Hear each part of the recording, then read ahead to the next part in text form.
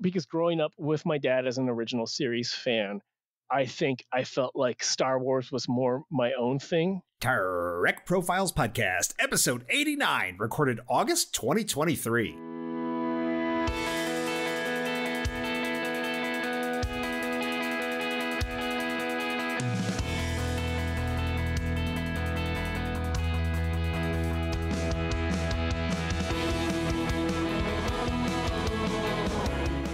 This is the Trek Profiles Podcast, my friends, where each episode we talk with a Star Trek fan. We perform a level 5 diagnostic on their fandom, and we try to figure out why we all love this show so much.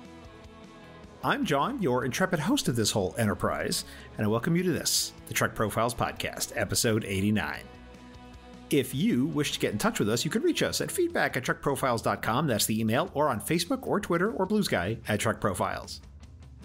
Spoiler warning, on this show, any episode of Star Trek may be discussed at any time. You have been warned, humans. As always, my trusty sidekick and co-host is the tremendously talented, totally trusty, yet never touchy-feely M5 Multitronic unit. Say hi, M5. The M5 is ready. Let's do the announcements. Announcements on screen.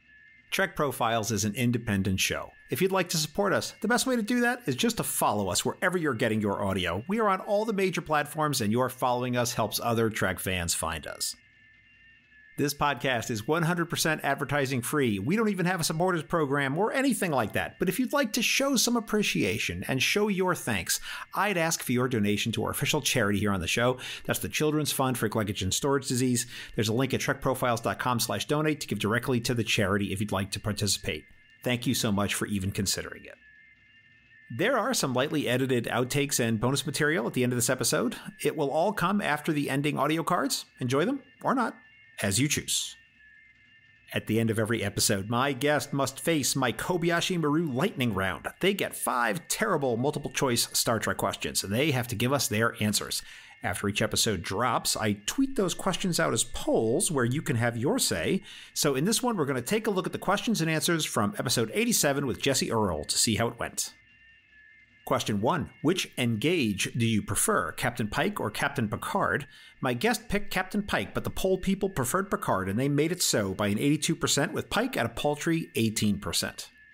Question 2. What would be the worst Star Trek talent show act? The EMH doing opera, Data's poetry reading, Data's stand-up comedy, or T.O.S. Riley singing old folk songs? My guest picked the Data stand-up comedy, and that was also the choice online with 45%.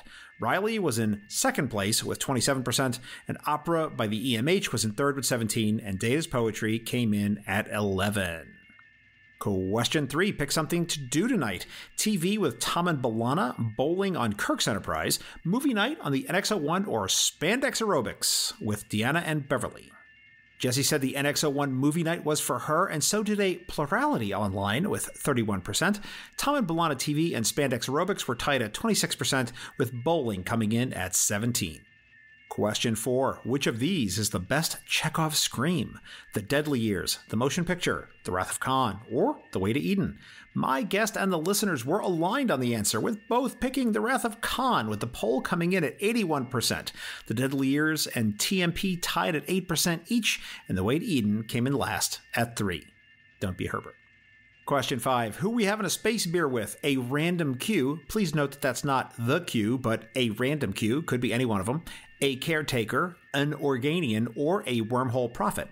Jesse picked a random Q, and the audience did too, with a 55% majority. An Organian, surprisingly, was in second place with 25%, and the caretaker and the prophets were tied at 10% each. Now, if you enjoyed those questions, I'd like to take a stab at writing your own for possible inclusion in the show. Send them to me at feedback@trekprofiles.com or DM me on Twitter. And in fact, some portions of the lightning round questions in this very episode were written by listener and former guest on the show, Peter Wolchak. We thank Peter for his contributions. That's it for announcements. Let's get to it. M5, start the show. Commencing transmission.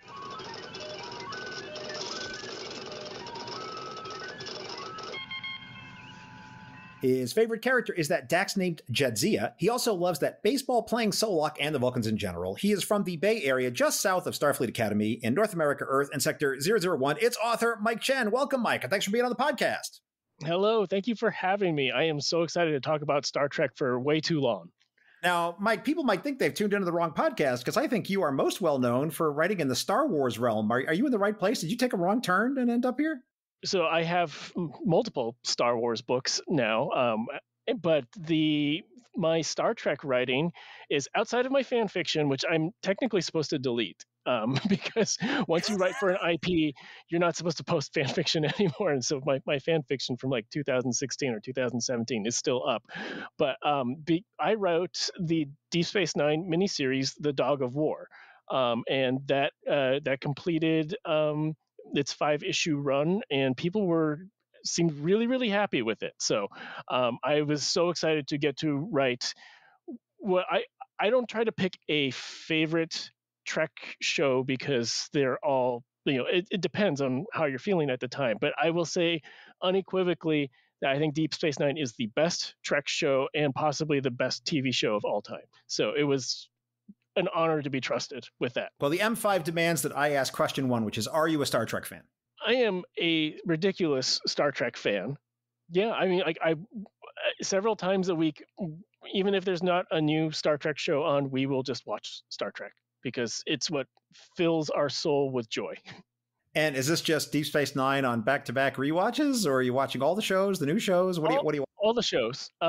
It's funny, like the show that my wife and I watch the least is the original series, but everything from that onward, we watch the original series films more than the original series show. But like we've seen all of the the post discovery stuff. Like I'd say what is on most of the time in the background is TNG, Deep Space Nine, and Voyager. Just like random episode. What do you want to watch? Let's watch a Voyager. So you're not a disciplined rewatcher, like where you're like, okay, we're going to rewatch all of Voyager, like all 7 seasons from beginning to end. You like jump around. You're in the Star Trek buffet. Yes, yeah. If there is a purpose to it, like right now, we just rewatched Lower Decks. We're near the last 2 episodes of Lower Decks season 3 as we record this, and it was like just a conscious effort of like we haven't seen most of these episodes since they were first aired, so let's just rewatch them from start to finish. I think we're going to jump on Discovery for that to watch the whole thing again before the final season starts.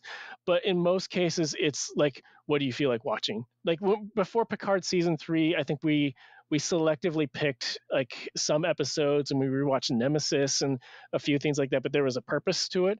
But a start to finish rewatch, I think, is too much time constraints for that. Very good, very good. So as we sit here and record this, have you seen it all? Mm-hmm. Everything that's been released? There are pockets of the original series I have not seen. I have not seen all of Enterprise season 2. There are pockets in there, and there are pockets in the original series animated series. So I would say everything from TNG onward, I have seen everything. So give me your best guess: 95%, 90%, 85%. I'd say probably 90%. Okay, very good. And are you going to try to plug those holes, or are you just kind of okay with letting it all develop organically, and if you catch them, you catch them? Or how I think at some point we probably will. Like I had some holes in Enterprise because I'm a huge Quantum Leap fan, and so when they announced Scott Bakula as Archer, I was just so excited. And the first season is very hit and miss, and I dropped off after that. And then like one of my Trekkie friends was like, because I read recaps, like I knew about the Xindi War and everything, and I watched the tail end of season 4. And one of my Trekkie friends is like, you got to rewatch season 4 from start to finish, because it's really like peak Trek. And so what I did was when my daughter was born, and I was doing midnight feedings, and I'm like, what am I going to do with my midnight feedings? Because I'm like, I don't have to get up for work. I'm on paternity leave. And so I'm like, I'm going to catch up on Enterprise, and I'm going to catch up on classic Doctor Who. And so that's what I did. Like I watched most of season 3 and 4 of Enterprise like in a daze, because it's like 3 a.m. while I was feeding my daughter, and I caught up on like whatever classic Doctor Who was offered on Amazon at the time. So what's the first Star Trek you remember watching? I actually like the first visual I remember of Star Trek. 'Cause my dad is an original series fan, and it was always on reruns, like in the 80s, like on Sunday afternoons or whatever. And I remember Kirk fighting the Gorn. That is like my first memory of Star Trek. I don't like it. It was just a random episode that was on at the time, and so I have a lot of like very like fleeting image like pictures in my mind of like different elements of Star Trek from that age. My dad took us to the movies. He desperately wanted us to like the original series, like, and I think it was like a bit of act of defiance where I'm like, I like Star Wars. This is kind of goofy, but it was really like TNG. Like I watched in the background with him. Like I didn't really fully appreciate it until like right at the end of TNG's run, and then like I started to catch reruns when I was in college, and then like I really started to appreciate like this is like excellent writing and acting. And then I think like First Contact, seeing that in the theaters, like kind of turned me from like this was a thing that my dad liked, and like I kind of appreciate the new iteration of it. And then I watched First Contact, I'm like, no, this is awesome. And then I just tried to catch it like whenever possible. And I had like one of my best friends in high school is like a huge Trekkie, and like he kind of like talked me through it, and like as he was rewatching stuff, like we would talk about it together.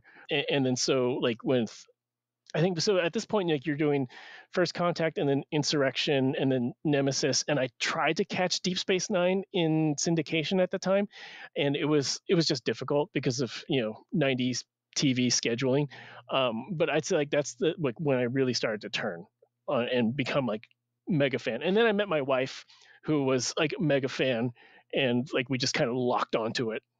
So you mentioned Star Wars, and you've worked professionally in both the realms of Mhm. Star Wars and Star Trek. And I've had a semi-regular discussion with some guests on this very weird idea that it's like, well, Star Trek versus Star Wars. They both have stars in the name. They're both sci-fi things, and so you can only like one. And to me, it's always seemed like a little bit of a non sequitur type argument. Like, oh, Yeah. I couldn't possibly eat apple pie because I prefer to play baseball. I mean, these two things have nothing to do. They have literally nothing to do with each other. Yeah. You can like both, like one, hate the other one, or vice versa. I find the whole idea impenetrable. I really do. But I'm curious what your take on it is. So I think when I was young, when I was like up, because growing up with my dad as an original series fan, I think I felt like Star Wars was more my own thing. And like looking back on it, like I can totally see that now.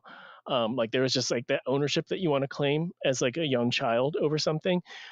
From like the mid 90s on, from when I like started to really turn on TNG, and also Star Wars was coming back with like the special editions, it was like both are great. I love both. And it's like I joke to friends now that like I am a mega fan of like the holy trilogy or holy trinity of science fictions: Doctor Who, Star Trek, and Star Wars. I love them all. I absorb like the deep lore of all of them, and they're great, and they're all completely different depending on like what I want to have in my mood at the time. Like I will pick something different, and they all fill like different needs in me. Do you ever feel the need to put on the Christmas special? Which one? Oh, the Star Wars holiday special. Oh, I saw that one time on YouTube, and like the when YouTube was new and like people were just uploading, and it was like I've seen it, it exists. I don't need to ever watch it again. I think like the screen caps and the memes and the gifs are more fun than the actual experience. So how are you consuming your Star Trek? Are you a plastic disc person or a streaming person? What are you doing? My wife loves physical media, and she always says it's because of power outages or like internet outages, or because I remember like our first experience with like something pulling a license was there was a sale on the Sony PlayStation Store, and so she bought seasons 1 through 4 of the Doctor Who, like the modern Doctor Who, and it Mm-hmm. was right like between when Oh, Netflix the Christopher Eccleston era? Eccleston Okay. and Tennant, yeah. And so it was like right when Netflix dropped Doctor Who, and they weren't sure like where it was going to go, and like they were negotiating a deal with like whoever at the time. And so my wife got that, and like 6 months later, she goes to watch it on our PlayStation, and she's like, Doctor Who's gone. And I'm like, oh, that's fine. Just like load it up on like, Amazon. It's back on there. She's like, no, I want to watch the one that I bought. Like, I don't want to give like Amazon like more of our time. And they had pulled the license from there, even though they had paid for that. And so now she always reminds me when I'm like, it's fine, we can get it on streaming. And she's like, no, it's not fine. Someone's going to pull a license somewhere. And like, even if you have purchased for, technically that title, you have purchased rights to access it if it's in their catalog. You have not purchased like ownership of the title. So my wife still gets like, the physical media. I hate clutter. And so for me, I'm like, I am not going to purchase anything physical unless I actually need to. Well, as we record this, the corporate side of Star Trek did a big own goal. We were talking about sports earlier, right? So they did a massive own goal and pulled Prodigy down from their own streaming service, right? With very little notice. Yeah. And that caused a huge outcry. I mean, essentially because they've been marketing for a long time, that this is the home of all Star Trek, every episode, every movie, everything. And they're like, oh, not so much. But then right? they shuffle the movies around, which was just like bonkers to me. Where like, we rewatched the motion picture a few months ago, and I remember like we actually had to look for like which provider is it actually on, and like it took us like 10 minutes because we had to go through each one because we couldn't remember, and it wasn't on Paramount at the time, and so I think we ultimately found it on HBO Max of all things. I hope it was the director's edition, the new one that they just came out with. Okay, because that one is vastly superior. And I am a big fan of motion picture and have defended it on this show many times. And we're big fans of the motion picture up here.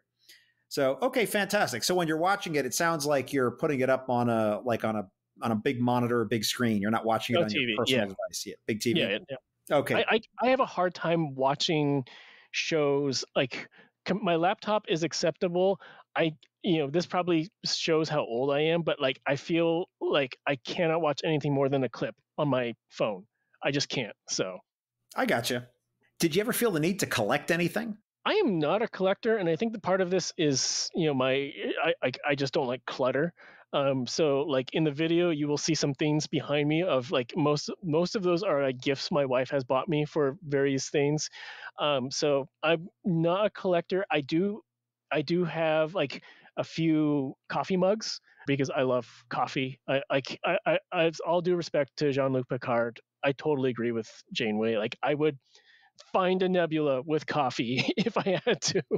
Like what you like. It's totally okay. So we have some coffee mugs, but that's about it. I mean, like I have some Funkos and little things like that. Like I have a plushie Enterprise that has like mini Picard and Worf on there. Up there, I can't reach it right now. My wife bought at, I think it was WonderCon 2005. It is a bust of Locutus, and we've kept it. Nice. It's like it's still in the box. It's still in like the the styrofoam packaging. She's like, I don't want to touch it. I just want to know that I have it. But like that's probably like the rarest collectible. Like I've never even opened it, so it's like it may be completely broken in there. But oh, that's great. Send me a photo of that. That'd be wonderful. I'll put that up on the show notes page. So you ever worn a Star Trek uniform?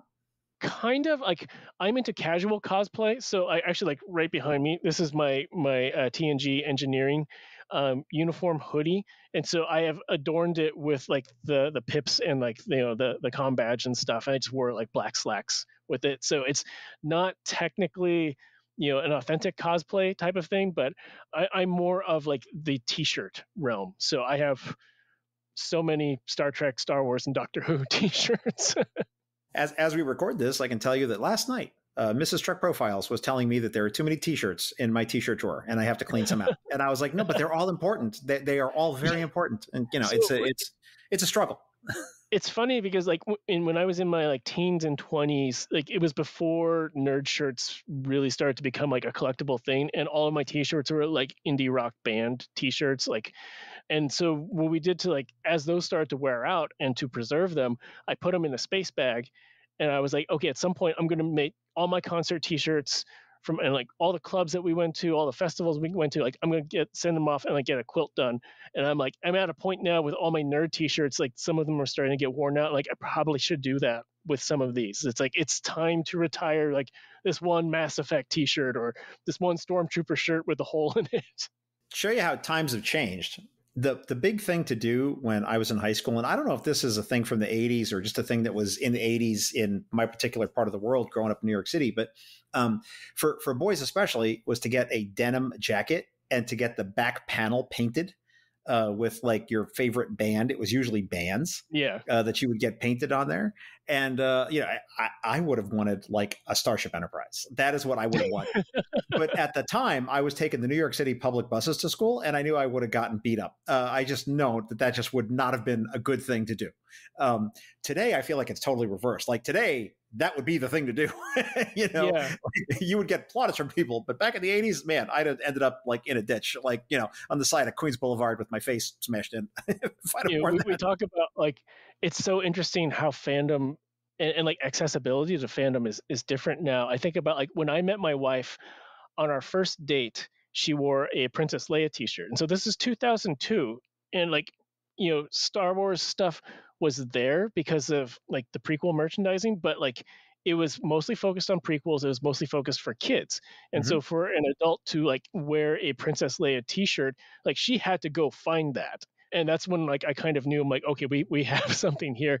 I think like, so my daughter is, and we mentioned previous, like when we were discussing before the show, because our family medical stuff, my daughter has been remote school for the first 3 years of elementary school, but she's going to in-person school in the fall. And one of the t-shirts that we got for her, she has a Gwyn t-shirt from Star Trek Prodigy. And I'm like, nice. I'm so excited. Like, I hope someone recognizes it because like whenever we do something, especially like meeting, new parents who are like our kids' friends' parents or something, I always wear a nerd shirt. And I'm like, so maybe you're a nerd too. Like maybe we can connect this way. And it's only happened like one time where like no one ever gets it. And I was talking with my nerd friend parents, and I remember it was Kelly Knox, who writes Star Wars like nonfiction books and Marvel nonfiction books. She goes like, I just stopped trying to be a wine mom. I'm like, I just can't. I just talk about parenting with my like we talk about like stuff that's important for school and our kids, but like I just stopped trying to do that. And like that's why I text you guys about Star Wars and Star Trek. Exactly. I mean, this is my outlet for me is, I do the podcast and I go to the Star Trek cruise and I do the Star Trek convention. That's it. This is what I do. Like my wife has no interest in any of this stuff. And God knows if I went to school in like with wearing any Star Trek stuff, my kid would die of embarrassment, I think. So funny story. He took theater last year. So he's in high school. Last year, he was in 9th grade. He had to do a theater thing.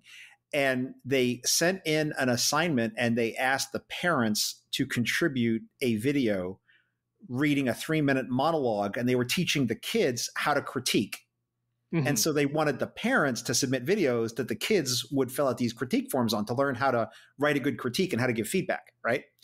And so they sent this very vague assignment. And I was like, oh, son, you have come to the right place. I will do this. And so I set up the green screen.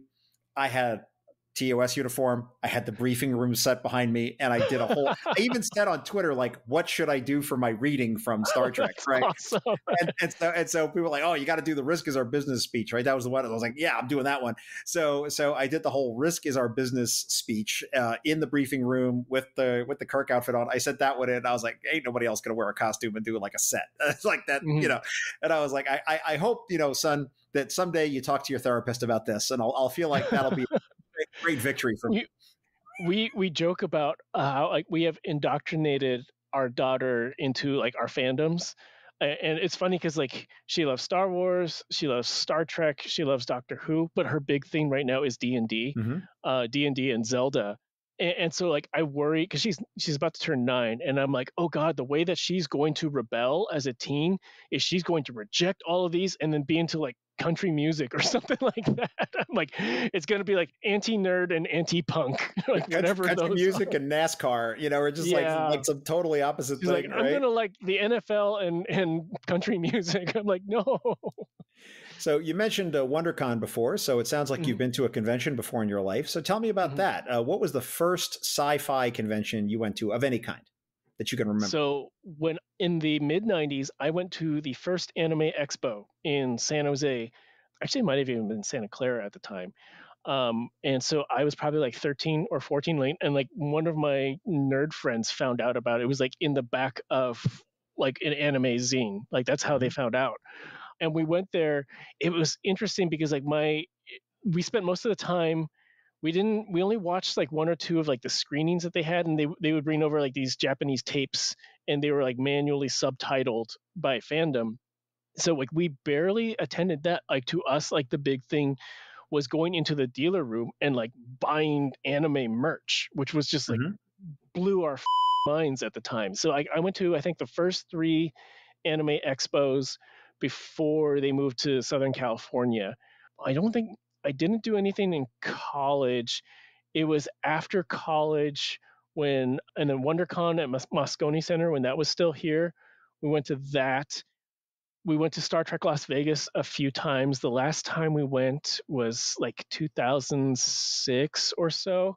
And then like any cons that like passed through the Bay Area. The Bay Area actually did not have a major con. For like when we lost WonderCon, we didn't have anything for like 10 years. It was terrible. And so like there was like a few one-offs that would pop up, and we went to those. Like we've been to Gallifrey down in LA. And as I become a professional author, I've been lucky enough to be invited to some cons. So I did that before COVID hit. It actually sucks. Like this past year, all three of my publishers invited me to San Diego to promote different things, and because of my wife's medical condition, I'm like, I can't do that right now. But I'm like, I really want to. So like, come on, science, make things better for us, so I can start doing cons again. But yeah, like my wife and I, like we've talked about like how we can't really wait until our daughter is like old enough to like actually go to a con and enjoy it. Because the last thing we did prior to COVID was like we took her to Gallifrey, and she was like, "Oh look, the TARDIS! Oh look, a Dalek! I'm bored." And I was like, I had a feeling this was going to happen, and she was 5 at the time. So like we're waiting for her to like be a little bit older, and we can hopefully enjoy those things. So you mentioned anime. So the question I always ask whenever anime comes up is subs or dubs? When I was younger, I was very hardcore about like subs only, and the show. Well, so I'm like what got me into anime was a dub, was Robotech, which is still one of my favorite properties. And I think like that doesn't really count because like it was completely rewritten, so it's not a direct dub. But I was for a long time, like when I was in the 90s and like buying subs on VHS for like $50 for 2 episodes. I was hardcore like subs only. And then I watched Cowboy Bebop, and I'm like, this, like, I saw like the quality of characterization that could be brought. Like, it felt like it was the first time that I saw a dub, and it felt like this is more than just a job for the actor. Like the actors have really understood the characterization here. Like they became the characters. It was more than just like I am translating for you. And so now I'm okay with both. If it's a dub, it has to be a good job. But I think like there's enough companies doing it now, and like I have my favorite voice actors, from video games and anime, and so it's like I trust them. So I'm fine with both.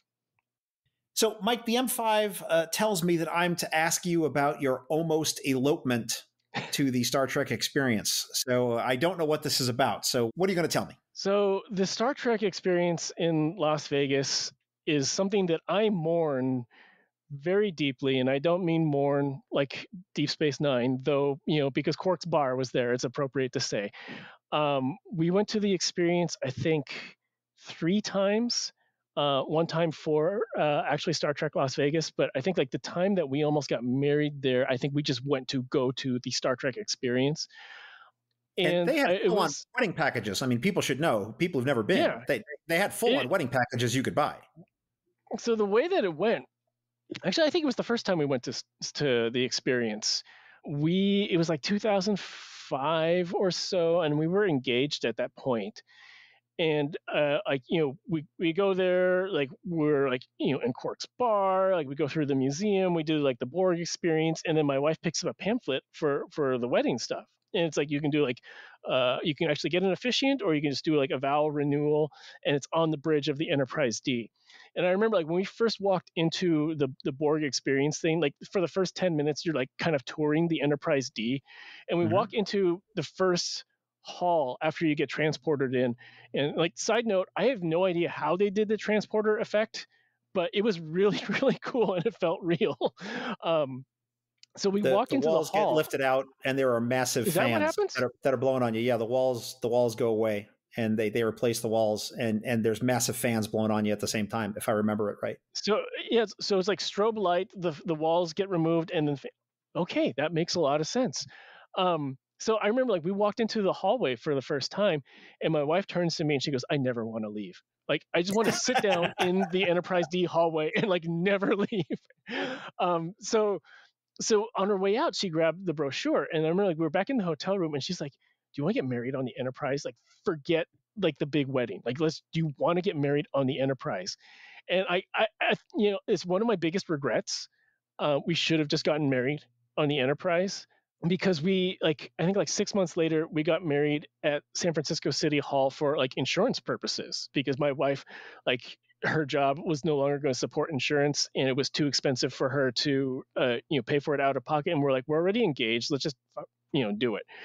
So like from a practical perspective, like we should have just gotten married on the Enterprise. But then like I look back on our actual wedding itself, which is like nice photos, nice memories with some friends and stuff, like family drama, all the stress of like organizing it, all the money that went into it. And I'm like, what means more to us? Star Trek means more to us now, 15 years later or whatever. We should have just gotten married on the Enterprise. We should have gotten like full uniforms, gotten married on the Enterprise. And that is one of like the biggest mistakes I feel like I made in my life, was we should have gotten married on the Enterprise. Well, I think it's time to talk about some episodes. Are you game? I am game. Engage. All right. Well, then let's start with TNG Lower Decks Season 7, Episode 15. And this, of course, is the one where we have our Lower Deck characters as sort of the center of the show, sort of figuring out what's going on here on the Enterprise. And it comes up a lot on Trek Profiles, but I want to know from you, what does this episode mean to you? There's like the personal meaning, and then like the like fandom viewing. Like I think for as an episode, it is one of the best episodes of TNG. And I think it could not exist in season 1 or season 2. It could only exist in like season 6 or 7, because you need to have enough familiarity with like the senior staff that that like Riker's not scary. He's the dude who plays trombone, things like that. So it was such a creative way to show like the other side of life on the Enterprise, and just how like they fear the senior staff just like you fear your boss. Like I think my boss is scary. Like they're terrified of Captain Picard, but we know Captain Picard is Captain Picard. So like just in terms of like the way the story is structured, the way that they've brought those characters in there, and like new perspectives, it was such a refreshing way to get a new perspective on all of the main characters. And I really, really love that. I love Picard's speech at the end. Like it's like Patrick Stewart at his best. Like it carries so much weight. So that's for me, like on a fan level. On a professional level, it's one of the first episodes that like I go back to. When I started writing, I tried to write contemporary fiction because I like to write stories about like relationships. And when I say relationships, like I don't necessarily mean romantic. I mean like family or friend, or like any type of like interpersonal relationship. Sure. And when I was first trying to get an agent, like that really wasn't in science fiction that much. It's really come a long way in like the past 10 years or so. But like I remember like just kind of being frustrated, because I'm like, these are like, I like to tell like these slice of life turning point stories, and you don't really get that in science fiction. Everything is like very epic.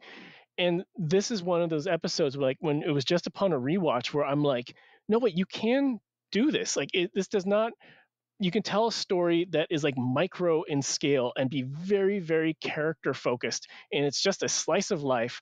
And it doesn't really matter in like the grand scheme of like, this isn't this isn't first contact, or this isn't like a critical negotiation with like the Romulans or something. This is just something that happens to like, the lower decks.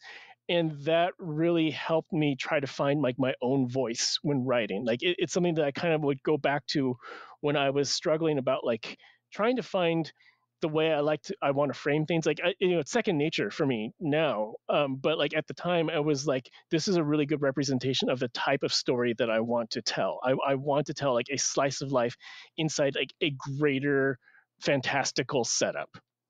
I'm going to take an interesting diversion here. I don't know if you've ever seen Downton Abbey. Yes, I have. One of the things about Downton Abbey that I really appreciated is that they did this tremendous job of sort of telling the upstairs and downstairs stories at the same time. So you have the Crawleys dealing with their, lordly stuff that they're dealing with, problems of the realm and war and, how will this dynasty continue and all that. And then you got sort of this much smaller in scope stuff happening in the servants' quarters, right? Or in the servants' dining hall, about will so-and-so get a promotion or will they be allowed to apply for the job as the lady's maid, right? And and both sides get their due. And you don't really see that in sci-fi, right? It's always the upstairs story. It's always the big grand scope of things. And so I really appreciated that. It's nice when you can sort of see them do a story like this. And, now we have the Lower Decks animated show, which is really from that perspective. And they're constantly interacting with that crazy stuff. I mean, it's a little more zany because it's animated. But, I appreciate that we're sort of getting that's sort of tighter lens on the folks who are actually making the ship go. I don't know if you want to respond to any of that. I feel like the reason we've been able to get more like character driven and slice of life stuff in genre TV is because of streaming now, which is ironic because it's like streaming is like the big battle going on with the strikes in terms of like financial returns. But in terms of creativity, and I feel like this actually flows into why I think like I've been able to have a successful career as an author is because streaming has brought these more character-driven elements to genre TV. That has normalized it for a lot of people, and that trickles down to comics and books. And so when I was trying to get an agent, like there were a few standout titles, like The Time Traveler's Wife and Station 11. Like those were the hallmarks that everyone went to. Like, oh, this is how you do characterization in sci-fi, but it wasn't widespread. And then when I got my agent in 2015, and that's like when streaming really took off, and you started to see things like the difference between like the Daredevil TV series and a standard MCU movie. Like the level of characterization and like quality time that you get to spend with a character. So like I really feel like that is changing in terms of storytelling for audiences, and I personally love it because I'm all about character. In terms of what I like to see and spend time with. I just hope that like now that we know how to do it content wise, I hope the strikes resolve in a fair way that people actually get paid for that. Let's talk about Deep Space Nine, Take Me Out to the Holosuite, the infamous baseball episode, season 7, episode 4, with one of your favorite guys, Solak the Vulcan. Yes. So what's going on here with this one, Mike? Why are we talking about this? Is this more of the I love the slice of life daily sort of experience of our officers, or is there something else going on? I think it's just that. It's just a well-written, really funny episode. I think it's so funny. Like if you look at the scope of like DS9 season 7, you're like, we're in the middle of like really bad in the Dominion War, and we're just gonna take like 2 weeks off to play baseball, and like everyone's just gonna train to practice, like to learn to play baseball because Cisco and Solak have a grudge against each other. So I think that part's really funny, but it's just really funny. It's just one of those brilliant moments of taking an idea and then putting it in Star Trek, and it executes like pretty flawlessly. So I just love everything about it. And as a sports person, we talked about hockey before this. Like, I don't like every sport, but I am obsessive about hockey. So like, I get Cisco's obsession with baseball. So I can totally. I mean, I think obsession of any type of fandom is the same, whether it's like Star Trek or sports or whatever. I think like culturally, like we don't acknowledge that enough, that like, people wearing their cosplay to an NFL stadium is the same thing as wearing your cosplay to a Star Trek convention. Um, but I really appreciated that. And I love like the kind of bewilderment of like Julian, who's like trying to understand the rules and stuff like beforehand. And it's like, oh, this is like when I tried to explain like what's offsides in hockey to someone who has no idea what's going on in hockey, and they say like Right. hockey's way too confusing. So I think part of it is because I am obsessive about certain sports. Like I appreciate that, but then also just like the fact that it's just really well written. It's such a great character episode for Cisco, and we don't get to see Cisco have enough fun. I mean, he's got so much pressure on him, and so for him to like cut loose into this, and I also love Rom, and so it was great to have like Rom moments. Tangentially, I wanted to ask you about your comic book, which I did buy and read before coming on here, so that I could learn about how you decided to have this whole comic around a corgi on Deep Space Nine, and all this. And right in the middle of the Dominion War, all this crazy stuff is happening, and we have this dog story that you put into a comic book. And Odo changes into a corgi, and they go and have little shenanigans. And Vic Fontaine is running around in a tux in a field. Yes, with like with flowers dogs everywhere. with dogs. And then there's this, I have to admit, when I virtually flipped the page and I landed on Garrick, like giving this like big, like happy-go-lucky smile playing with the dog, I burst out laughing. I mean, it was just so unexpected and so bizarre. I guess it was that a similar type thing. You just wanted them to have like this like moment of levity and sort of craziness, like right in the middle of the Dominion War, because it was really something to see like the dog get like such featured billing in the comic. I loved it. So I tweet about Deep Space Nine a lot, and so how I got the project was Heather Antos, who's the main Trek editor at IDW, and she had read my Star Wars stuff, but she saw me like constantly tweeting about DS9. And so she messages me and she's like, "So I hear you like DS9." And I'm like, "I love DS9. It's the greatest show ever made." And she's like, "We have a project coming up for the 30th anniversary, and we wanted to make like a 5-issue miniseries that feels like a lost episode. Are you game?" And I said, "Oh, I am game."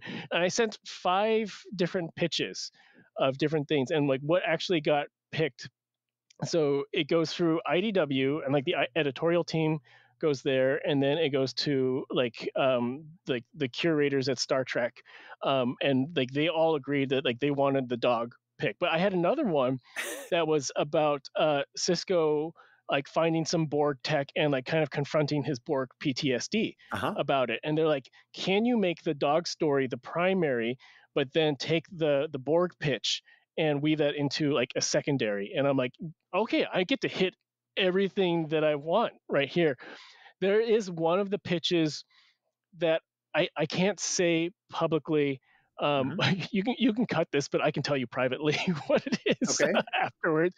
But I hope they let me do that at some point. Like they know that I will do any Trek for them. But so for this story, we were talking about like if it has to deal with like the Borg PTSD, like it has to be meaningful. And so we're like, okay, let's put it in the middle of season 6.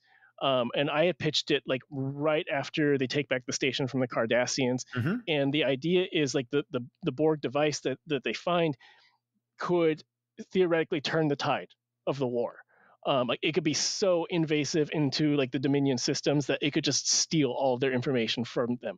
And so Cisco, his moral dilemma is like, the Borg, like this represents everything that has damaged me in my Starfleet career. So he has like this moral dilemma with it. And so that's why we placed it in season 6. Like it had to tie into the Dominion War there. But then the other idea was just like, what if Quark got a dog? It was like as simple as that. Even though I have 4 cats, I am a big dog person. Like I've been a dog person my whole life. The only reason we don't have a dog right now is because our last one passed away about a year ago, and like we're kind of like waiting for it to feel right. And of all the dogs that we had a corgi for about 5 years, and she's like like for people who are listening who have dogs, there's usually like one dog that is like the dog of your heart, and that was my corgi Lola, Mhm. and that is why like she has a trilogy of published material now. There's in Star Wars Brotherhood, there are giant space corgis on the floor of Cato Nemoidia. My book Vampire Weekend, my very lonely vampire protagonist has a corgi named Lola, who is just like my Lola, and then there's this, and so when I pitched it, it was just like Quark gets a dog and shenanigans happen, and like everyone just kind of loved it. And so we're like, okay, let's break this out further. Let's weave it into like the Borg story, and that's how it kind of came into the idea that like it's tied into like this batch of contraband that Quark gets. And so one of them is like really serious, and one of them is really goofy.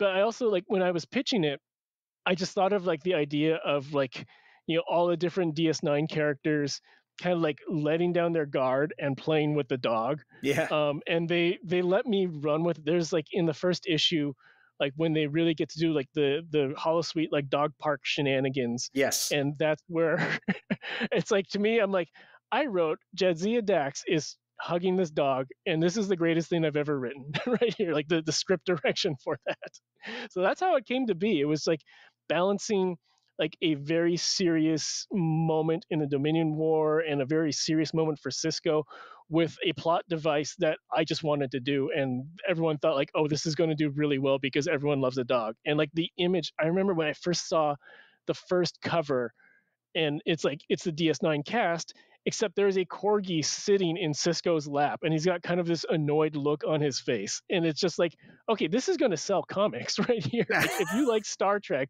and you see this, you're going to be like, what is this about? Yeah, Cisco doesn't strike me as a corgi type guy. No. The good thing is like the feedback that I've gotten from readers.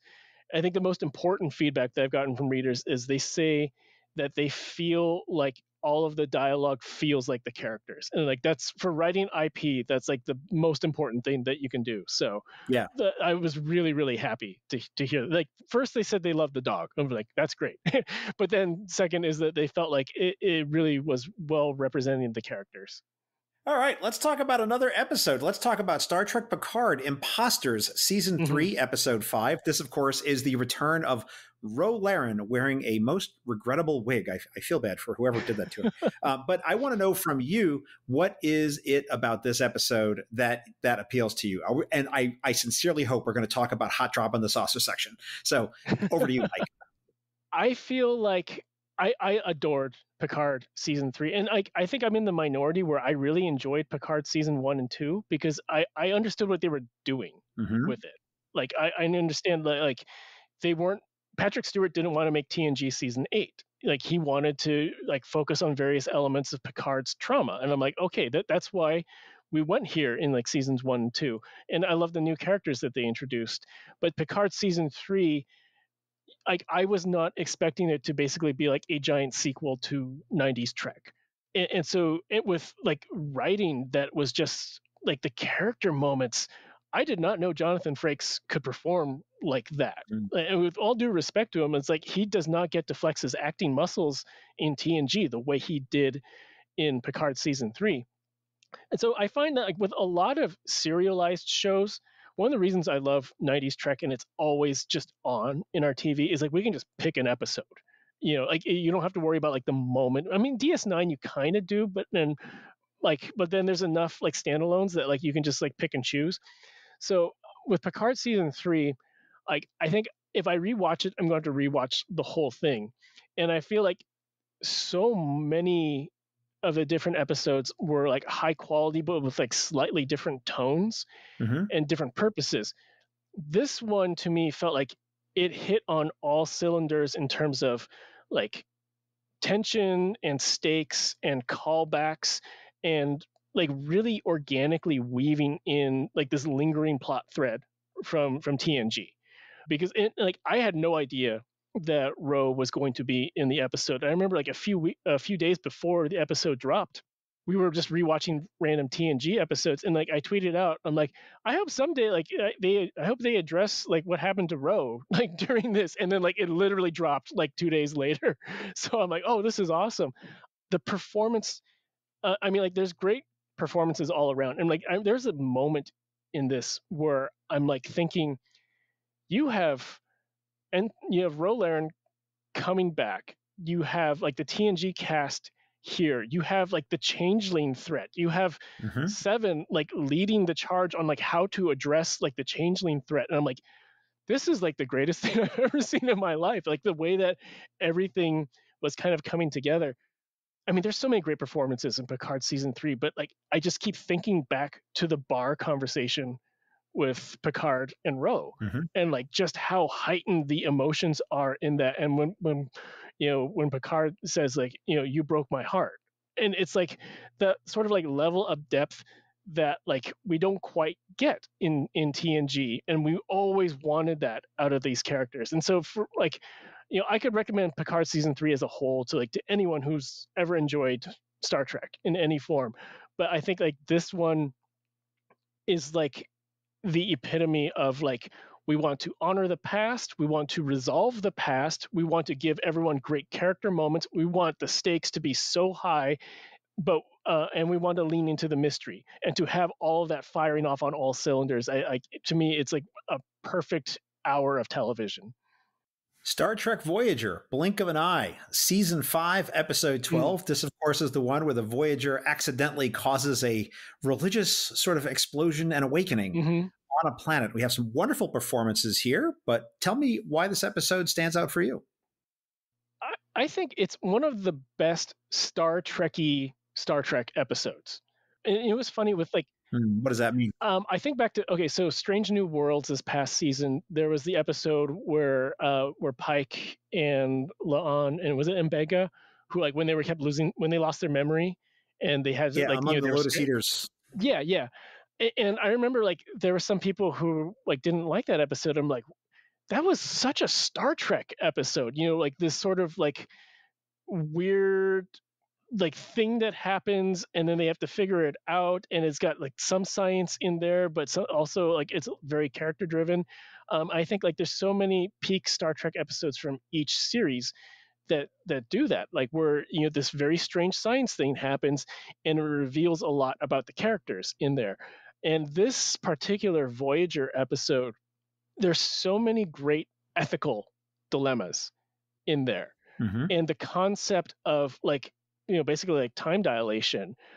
And one of the things that I am always fascinated by, and this really went into like my first book, is like the effect of like time on relationships. Because outside of like time travel and time dilation, like you can just like move away for 6 months, and like your concept of time and what has happened in your life is different from what happened to like the person on the other end of the relationship. So this was, I thought, like was this episode plays it out on like both a personal scale, but then also on a societal scale. And it's got so many ethical quandaries of like, how do we do this? And then the science aspect of like, how do we pull this off? And so I think like if someone asks like, can you give me a great Star Trek puzzle box episode, this is probably like near the top of my list of what I would say, like, watch this one. Like, you don't even have to know the cast of Voyager. You can just enjoy like the mechanics of this episode, and then you will get to know the cast of Voyager through it. The M5 tells me I'm to ask you about the video game Star Trek Resurgence. So tell me what's going on here, Mike. So Star Trek Resurgence, my wife and I, we played almost all of the games published by Telltale, which were like these interactive graphic adventures where you get to like basically choose the dialogue for the characters, and the story branches off that way. And so when they announced that Telltale veterans were going to make a Star Trek game, we were like, oh my god, what's going on? And then they announced that it's like a post Nemesis, but like that era game, and like this is going to be the greatest game of all time. And I feel like they really nailed Trek, because what you could have gone wrong with this is you could have made it like very obvious in the decisions, or you could have made it more like action oriented and be like, are we going to crash the ship, or are we going to use phasers or something like that? But most of the decisions in here are like, you're dealing with two factions in like a political issue, and you can only satisfy one of them. And what do you pick and why? And so I love that it felt like the writers really understood Star Trek. And so my wife and I, we play Star Trek Adventures, the tabletop role playing game, and Resurgence really feels like a campaign in that, like, kind of brought to like digital life.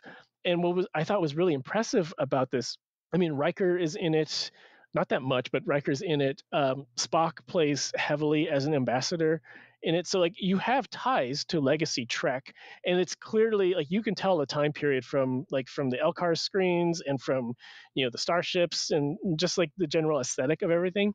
But you have a new crew, the crew of the Resolute, like you haven't met them before, and how quickly they kind of ingratiated this crew to you through like conversation and decisions, and then you have to start putting them in peril because is happening. And we talked about like the upstairs downstairs thing, with Downton Abbey. So in Resurgence, for people who haven't played it, you play one of the senior officers and you also play one of the lower decks, and like their stories like weave together as they start to uncover this like political mystery happening out there. And there are some really deep cuts to legacy Trek that I won't spoil, but when it happened, we were like, oh my god, they really went there. This is like a sequel to blank in a way.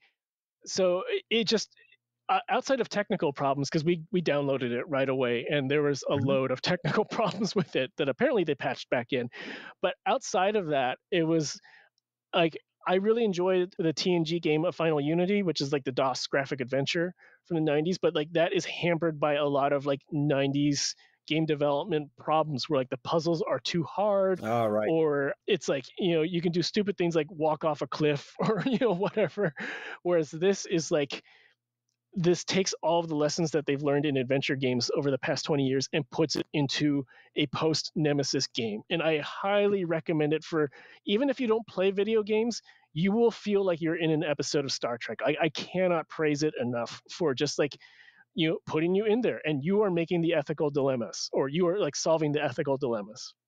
So it's a single player sort of adventure game. It's good. Like my wife and I, like we would play the Telltale catalog, where like we'd sit on the couch together, and like I would control and she would say, say this. So you can play it with a partner that way, and it doesn't really matter because it's like it's not too based on like actiony controls. Right. It's more about like choices, so you can debate the choices together. So anyone who, like, even if you don't play video games, you can play this and you can totally enjoy it because it is just so Star Trek.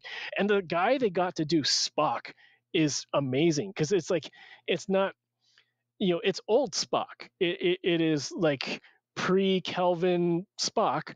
And so the guy got like, he hit the really like the right timbre of like Leonard Nimoy's like graveliness of his age right there. So it's like, that's really great. And then Frakes is in it. And I love seeing post TNG Riker where he's like the elder statesman that like everyone super respects.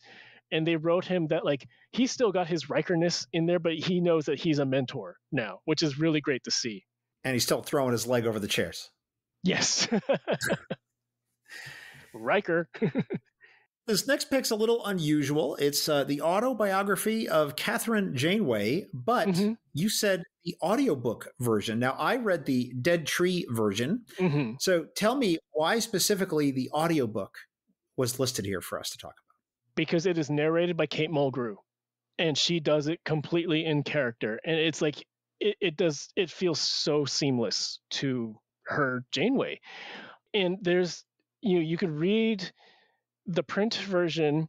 I feel like hearing Kate Mulgrew perform the forward is by Ensign Naomi Wildman.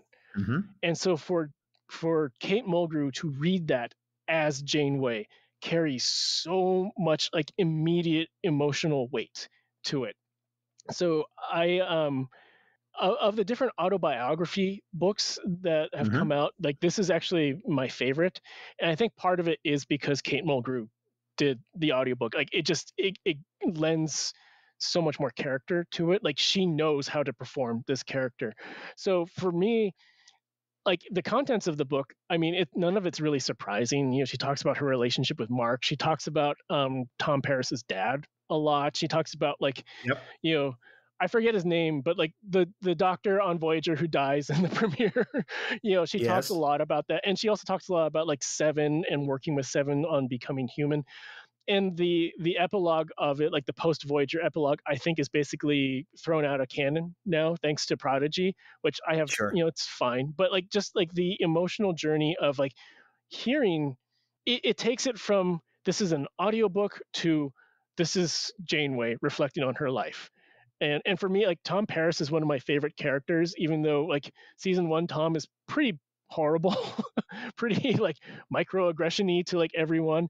Um, but to really expand on that, and she talks about meeting young Tom and like just passing by and seeing the problems between Tom and his dad, and like what Admiral Paris like put all these expectations on young Tom, and for Kate to read that and perform that really made it much more vivid and filled in a lot of who is one of my favorite characters. And the same thing with like with her early experiences with Tuvok and how she meets Tuvok and decides like I need Tuvok to be on my crew. It's really great. And anyone who's watched Voyager, I would really recommend it.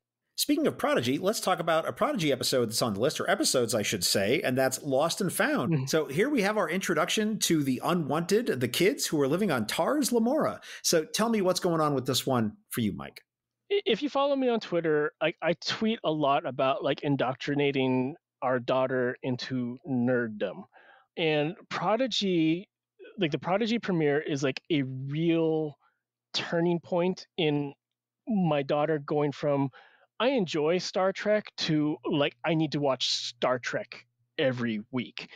And so before this, we had watched some TNG, like we have a short list of like 5 or 7 TNG episodes that like we'll rewatch with her, and she's obviously seen it in the background. Mm-hmm. And then when they announced Prodigy, we started to add in some Voyager episodes. So she knew Janeway. She really loves Seven of Nine, and so like we were wanting to like get her to know, who is Catherine Janeway? Like why is she so important? Why is she so great? She did not know that Janeway appears in Prodigy. Like she knew nothing about Prodigy. We just told her like this is a new animated Star Trek show. We think you'll like it, and we watched it for ourselves in real time with her. So like we had no idea what to expect, and so we pressed play. I was really really worried because I'm like, how are they going to pull this off? Because like some like with Trek, outside of a few episodes, it's like it kind of loses her attention span. She was 7 at the time, and like I totally get it. It's like Trek usually grabs onto people when they're like a little bit older in childhood. So we started watching this, and we told her nothing. And I remember halfway through, so I guess like after the end of the first part, she turns to us and she goes, "This feels like Star Wars." And it's like because she was like expecting people in uniforms walking around the starship, and said you have like the kids trying to like escape this, and like. And I agreed. I remember like thinking right away, this feels like Star Wars Rebels. And later on, it's funny because I saw this really great quote like where someone was saying like, even if you think it's a kid's show, you should watch Star Trek Prodigy because it starts off as Star Wars Rebels and then it turns into Star Trek Voyager because these kids decided that they don't want to live in Star Wars. They want to live in Star Trek. And I would make that decision too. And I'm like, that's the perfect way to sell that. But so when at the end of the episode, when like they're on the protostar and it starts to feel more like Star Trek, and then hologram Janeway appears, and my daughter was like, it's Janeway. And she was so happy. And it's like everything clicked. And then she asked, like, can we watch the next one? And I'm like, well, no, we can't because the next one's not out yet. But we watched it week by week in real time. And so that taught her to like start waiting for TV, which is a new experience for her.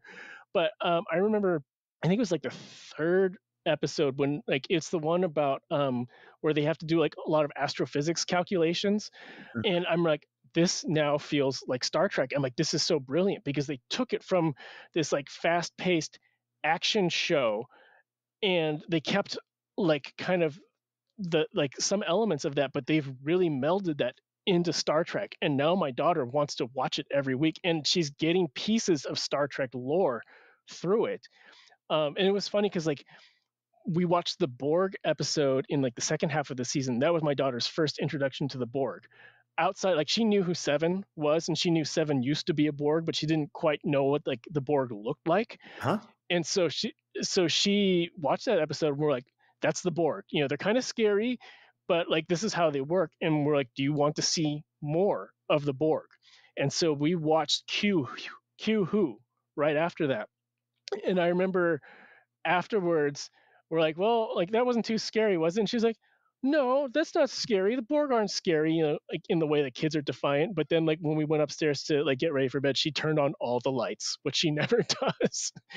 But so she but during that episode, I remember she asked like, is this the one where they like do they rescue Seven here? Is this where they find Seven? We're like, no, that's completely different. Like we'll show you that episode eventually. But it's like I love that she's starting to connect all these pieces together, and she really really enjoys Star Trek. So like so we're playing like the Prodigy Nintendo game together, and so she's just like she wants to make Janeway happy as we're getting through things, which is really great.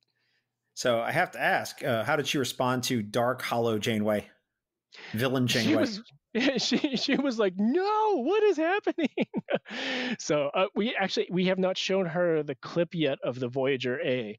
I think like because if we show her that, then she will be like, I want to watch this now, because she knows, you know, the EMH. And I'm like, well, we don't want to tell her like you can't, you know, like it has to wait till it finds a new home. So we're like, okay, we're going to keep all preview stuff away, but like we're going to buy it on Amazon Prime so we could just rewatch the entire series, because she's been bugging us about that. Very nice. All right, I think we got one more on the list. Let's talk about Data's Day, TNG Season 4, Episode 11. And this, of course, is the one where Data decides that he's going to help Keiko and Miles in their marriage by communicating to Miles a decision that Keiko has made. So what's going on in this one for you? So this also ties back to my daughter. This is, we carefully looked at the TNG episode list, and we're like, which one are we going to sit down and watch with her specifically first? And so my daughter had seen Trek in the background, like had seen, you know, all three of like the 90s Treks. And so it was interesting. Like we noticed that she gravitated to Data right away out of all the different characters. So we chose this as our daughter's first like proper, like we are sitting down and watching Trek together. And we realized like the reason why this works really well for a young child is because Data is the surrogate. You know, Data doesn't know how to behave at a wedding. Data doesn't quite understand social interactions. Data has a cat. You know, Spot's really important in grounding that. And it's a good episode for young children because it actually, as Data is like talking through like the shift schedule and like Geordi is my best friend and he's like the chief engineer and things like that, it establishes a lot of core concepts in a different way than like Encounter at Farpoint does. Like it does them through Data's lens. And so it really worked for her, and she likes to rewatch the episode from time to time. So it's very significant for us as a family because that is her real Star Trek starting point. So we went from there. Then we did, I think, Encounter at Farpoint, A Fistful of Datas, and like a few other ones. And those were on a rotation, and that was our ramp up to Prodigy. Like we went from that to various Voyager episodes with a lot of the ones with Naomi Wildman. And then we got into Prodigy, and we're like, okay, now she understands Trek. She really loves Trek. Mike, why does Star Trek matter to you? Because it's awesome. I mean, I think it's, you know, I don't want to give a stock answer of like it's about science and hope, but it really is. I think like the fact that it is not based on mysticism, you know, with all due respect to the prophets, but it's based on like problem solving, diplomacy, and communication. And as someone with an engineering background, like I really do appreciate that, like, you know, they'll hire people like Aaron McDonald to like check the science on it. Right. I think it's diversity and problem solving and communication can overcome anything. And I think that's really, really important. Like, and I appreciate that, like the way that they treat that keeps evolving too. So like we kind of look back at the episode when like Riker was, going after like the non-binary person, and we're like, oh, that was so quaint. Now it's an allegory towards, being kind to queer people. And then like, no, it's still really relevant now, but look at like what they're doing in Discovery, or even Lower Decks, with Mariner and Jennifer, where it's just like, let's normalize this and pushing that sort of diversity and showing that like, look, if you're going to solve problems, you need everyone on board and you need to be working together and you can't be stupid about it, like in terms of like prejudice and stuff. So I that is a very long-winded answer, but I think like that kind of touches on why it's important to me. I am a science person and I love problem solving and I'm very constructive and I love starships. And so you bring all that together. Well, Mike, I've enjoyed our conversation, but the M5 is signaling me that it is now time for the Kobayashi Maru. All right. The Kobayashi Maru is a challenging and difficult test, cunningly prepared by the M5. Should you not only survive the test, but pass it as well, the M5 will award you an honorary Star Trek title on behalf of our little program. Are you ready to face the Kobayashi Maru, Mike? In my best Janeway voice, I'm going to say, do it. M5, load the Kobayashi Maru simulation and prepare to record our guest responses. M5 working.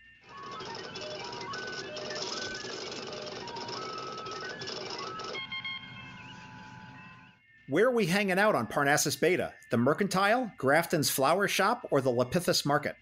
The Lapithus Market. Are you the X or are you the Y?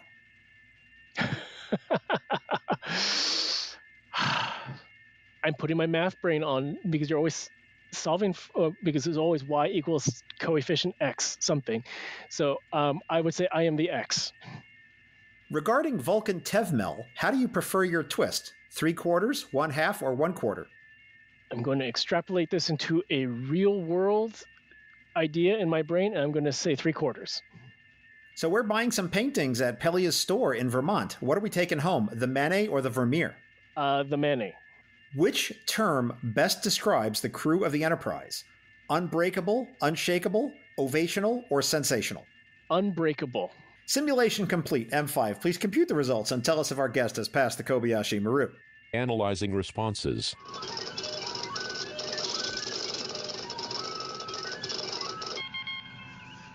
Mike, I'm pleased to tell you that the M5 has calculated that you have passed the Kobayashi Maru simulation. Congratulations, my friend. Thank you. And now, the M5, who has analyzed your answers, will award you an honorary Star Trek title on behalf of our little podcast. M5, what title shall we award our guest? Mike is awarded the title of Starboard Nacelle Watch Officer on the USS San Jose. Awesome. Thank you so much. I will be sitting there with my tricorder making sure that the nacelle does not leak plasma. Mike, why don't you tell people how they can get in touch with you, where they can follow you, where they can find all of your books, comics, and other writings? I guess the social media platform that is failing, I'm on that the most at Mike Chen Writer. I am on the alternatives to it at Mike Chen Writer, mostly on Blue Sky. I'm on Instagram at Mike Chen Writer, but as I mentioned, my dog passed away, and I used to just basically post pictures of my dog, and so I don't really use it much. My website is mikechenbooks.com. I need to update that more often. And my books are available pretty much. So the DS9 Dog of War miniseries, actually by now the issues may not be available in your favorite comic store, but definitely digitally, and you can order them online. The trade paperback will come out in December, I believe. And then my novels are in bookstores everywhere, and occasionally Target. And we'll have links up to all of that on the show notes page up at TrekProfiles.com. Mike, thank you so much for being part of the show. Thank you so much for having me. I can keep talking about Trek for hours on end.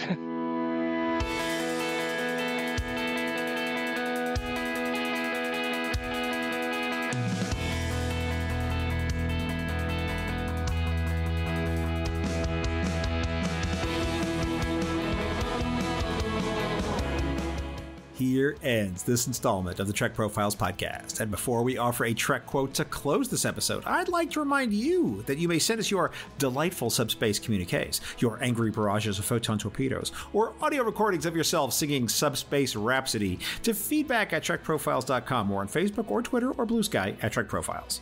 Anything you send us may be used in the show, or it may be auctioned off by Brunt from the Ferengi Commerce Authority.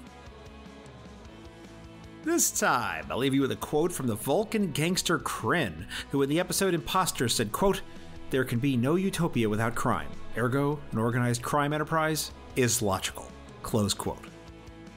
Thanks for listening, and live long and prosper.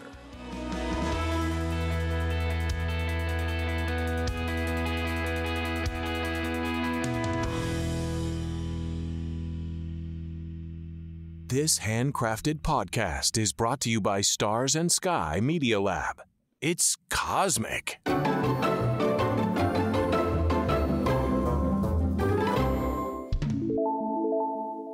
This was the first Stanley Cup final that I did not watch. I just refused. How dare you? How dare you? I am happy for my friends who are Vegas fans, but I did see, who was it that was so drunk at the parade? Was it, William Carlson? Oh, yeah. Wild Bill. I did see that clip, and that was pretty awesome. But you know what was pretty awesome in that clip was the PR lady who's like desperately trying to get him off the stage and like pulling him by his shirt and like, you know, she's giving him like the like stop, you know, it was like right out of a sitcom. You know what was really weird about this whole season? I mean, we watched all the games and everything. And you know, so I told the kid, you know, he's in high school. I was like, okay, so we are going to go and we are going to go straight to the he broke his foot. That's what it was. So we couldn't go to the Toshiba Plaza or anything like that to watch the final game. Right. Mm-hmm. So I said, what we'll do is we'll go out to like a local restaurant, you know, and we'll just go there. Right. So we went to like a Buffalo Wild Wings.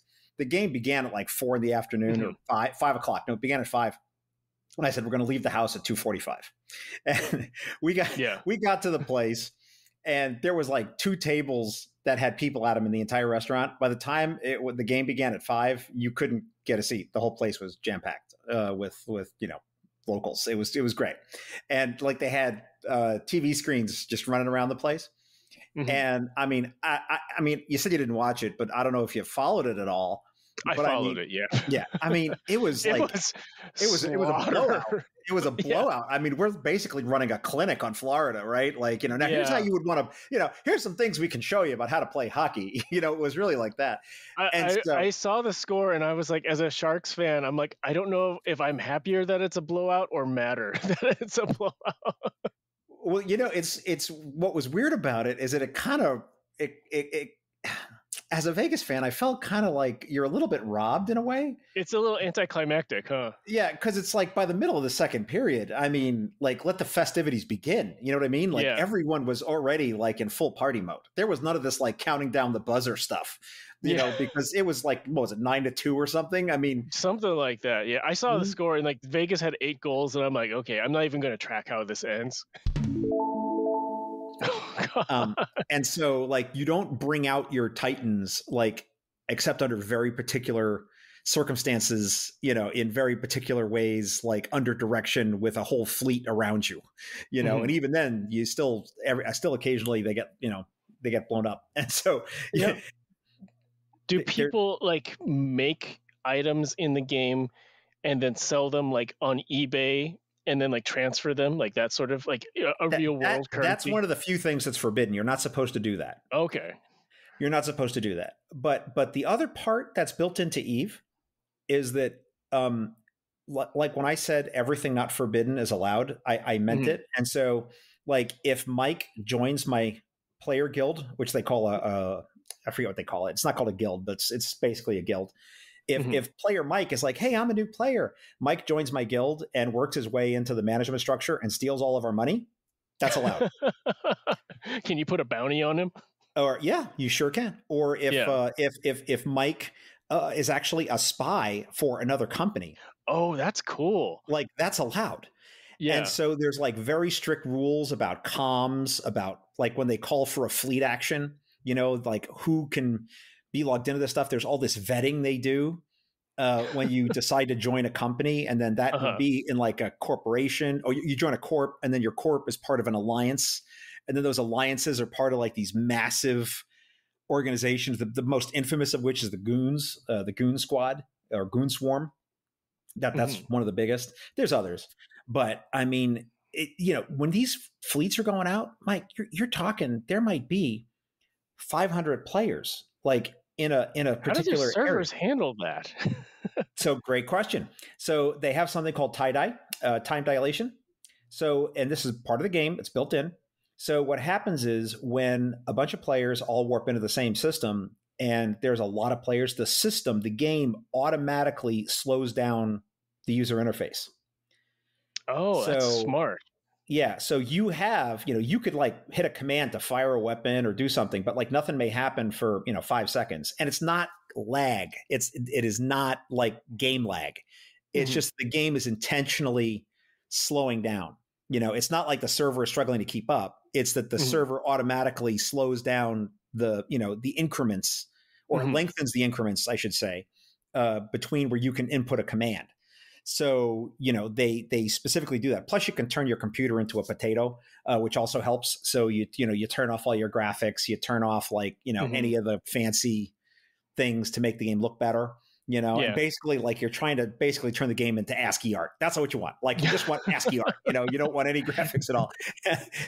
But it's insane. If you ever want to go down a rabbit hole, you can open up YouTube and you can just look up like Eve battles, because I'll tell you, it's crazy. But I will also say the game is extremely beautiful. Yeah, this is all stuff. We're getting way off track here, man. So we got to talk about some Star Trek at some point. We could talk about my brief encounter with Star Trek Online if you want to pivot to that. I played like maybe 5 hours of it, and I'm like, there's too much ship combat for me. Too much ship combat? Yeah, so we play like tabletop Star Trek adventures, and I love that because it's like, it feels like you're in Starfleet. Like, I say like, I'm use my tricorder and I scan this, and then we roll to see what like the, how much information the scan does. And then, we talk amongst ourselves, and I say like, I'm the engineer. So I'm like, I'm going to try to hack it to do X, Y, Z. And then my wife, who plays like, she's a Betazoid Vulcan combo. Okay. So she's driven by logic, but she feels empathy. And so she would like try to use her empathy sense to be like, okay, well, is someone watching us? Or, so it feels very Trekky. And when I played Star Trek Online, like the ship combat, I feel bad because I have a friend who actually works on it. So like when I started playing, like he messaged me, he's like, oh, this is great, you're finally playing. Like, yeah, it's like I appreciate what it is. It's just, it's not for me. But like the ship combat, did you play the Star Trek Next Generation, A Final Unity? I did not. I did play Star Trek Online for a little bit, but I did not play that particular game. A Final Unity is the 90s DOS graphic adventure, and it's like 90% graphic adventure, but there's like 10% like ship combat where like you're Worf at the tactical station, and it's like 90s like vector graphics, ship combat, but you can put it into auto mode and it just does it for you. It's like for the people who just don't want to deal with that. And like, that's how I felt with Star Trek Online, where I'm like, I don't want to deal with any of this ship combat at all. I just want to like run around and explore stuff. So like on my list of like my favorite Trek things, the recent Resurgence game, like that's on there because it feels like let's save that for the game. Let's say that. Okay, let's save that for the show. All right. Okay, anyways, let's talk Star Trek. But have you played Battlestar Galactica Deadlock? No, I actually haven't even heard of that. So it is so you watch the Reimagined show, right? No, I am like the only person on the planet, like that's my sci-fi sin, is that I've never actually watched it. And I know everyone has told me like, well, okay, so when it aired, it was on Sci-Fi, right? Yes. And it was like, it was on, there's no streaming yet. And so like we basically missed the first season, and we heard so much about it, and we're like, okay, well maybe we'll like rent the DVDs or whatever, and we just never got around to it. And then by the time it was accessible on streaming, I had one friend who said he was so mad with the finale that he was like, do not watch it, do not get invested, because you're just going to be so mad at the finale. And then since then I've like talked with different people who are like, no, that's not true, and like it could be better, and some people were like, it was fine. So yeah, I mean, at some point, at some point, I think we will get to it. It's when we need a break from our like endless Voyager TNG DS9 rewatching. So that's what we do. It's not necessary to have watched the show, except to know these things. The show has a very unusual music soundtrack. So it's not like orchestral sort of like, traditional Berman era Star Trek-y music. In fact, they said like this was like Ronald D. Moore said, we will never do that. So it has like this big like taiko Japanese drum stuff. Oh, that's interesting. Like with bagpipes and like it's very weird music, right? So they actually have in Deadlock a lot of that music. So, and the game is much more of a tactical capital ship game. It's not like you're flying your fighters around. It's not like Wing Commander. I'm flying my fighter. And I love Wing Commander. Yeah, no, I do too. But this game is actually like the battles in the show.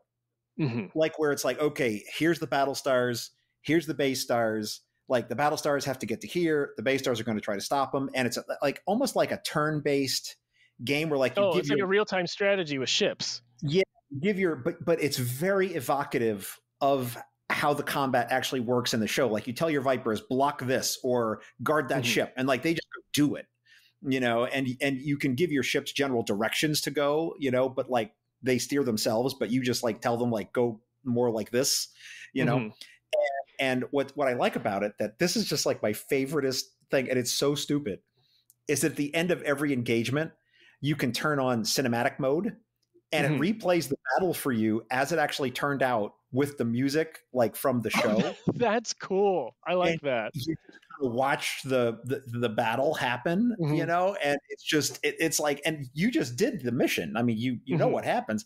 I sit there and I watch every one of those goddamn things. I sit there and I watch it. It's so great. See, if Star Trek Online, if the ship combat was more tactical like that, I think I would enjoy it, because I feel like, to me, that's like the captain like telling tactical to like, do X, Y, Z, and then you have a flyby and then it does it. That makes more sense to me than I am physically controlling with my controller. Like, I love Wing Commander. I love the 90s like X-Wing series. I love Star Wars Squadrons. That's fighter combat. Like, so if this was like Star Trek Delta Flyer, that would make more sense to me, that like we're doing that. But like if you're doing a capital ship, like it just doesn't feel right that I'm controlling it with like, the thumbstick of my PlayStation. Yeah. Yeah, I totally get you. It's a very weird situation. So it's not normal. I don't like it when big capital ships fly around like fighters, I just don't, I don't know. I find it just weird. And I get that there's things about space and all that, but I feel like Star Trek in particular has a design language for how ships work, and it's, all from the days of models, of course, but I feel like I want them to stay true to that. You know what I mean? I don't know. Just because you can do a thing in CGI doesn't mean you should. So that's how I feel about it. It's like when you like in Star Wars, when you see like how the Star Destroyer, like, the Star Destroyer is big and slow. Like it can only do so much, and that's how I kind of want ship combat to be. It's like the actual combat should be like the fighters going in. The only exception that I will say is when you have like the Starfleet vessels like attacking a Borg cube. That makes more sense to me, because it is like this big cube in space, and then you have like the ships doing the flybys and stuff. But in terms of like, I don't want my Constitution class flying like an X-wing. You're not going to hurt my feelings. Did you have a chance to listen to any episodes? Yeah. I listen to it from time to time. There's your Trek podcast. There's a Star Wars podcast that's similar called "What Does Star Wars Mean to You?" And so I like so many podcasts of like, fandoms are just like, let's talk about this episode again. And like the only time I really enjoy that is Garrett Wang and like Robert McNeil, like they had like their Delta Flyers one. I like that because they bring in like the behind the scenes stuff. But when it's just kind of fans talking about like, another episode recap, it's like I need a unique spin if I'm going to listen to it. So I appreciate ones like that really talk about like the like the emotional connection people have to certain franchises. So yeah, that's exactly right. That's what I decided to do. I told the story before on the show. I was asked to do a podcast. I've been a podcast listener since 2006, so early days. So I was very familiar with how all this works. Like and the Talk Shoe days. If you remember that platform. Oh my God, yes. Oh my God, yes. I think there's a lot of appetite for that because we have seen like senior staff epic stuff done in like every permutation possible. Yeah. So to just get a slice of life of like, what is it actually like to live on the Enterprise and not have to face like a universe destroying anomaly? Like, I think that stuff's really interesting. I think I love those types of things, and I like, I'm glad that there's been enough space with streaming to try to embrace those types of things. Well, so maybe we'll divert for another minute. There are some questions you don't really want to ask, Mike. So, and I don't mean that prohibitively in your case. I'm just kind of, being a little rhetorical, but, so you take a TNG episode like Schisms, and you say to yourself, what's it like to live on the Enterprise? Like, there's some like random school teacher who's probably getting abducted by the aliens and getting arms and limbs chopped off too. Maybe some of the kids are having like, horrible, like, it's not just Riker, right? I mean, it could be some of the kids on board the ship. I mean, this is like life altering, like going to be in therapy for 20 years kind of stuff. Just because you're living on the starship. So maybe, we shouldn't be asking those questions when it's like, because it may not be a good answer. It might be terrible. I don't know. Right. Because you have no control over anything. You're just along for the ride. And so I love how they address that in Lower Decks. How they're like, what is life like on the Titan? And they're like, I'm constantly in danger of being killed. It's like not on the Cerritos where we're just like scanning stuff. Boom diggity, we're done. Was that okay for you? Oh yeah, that was great.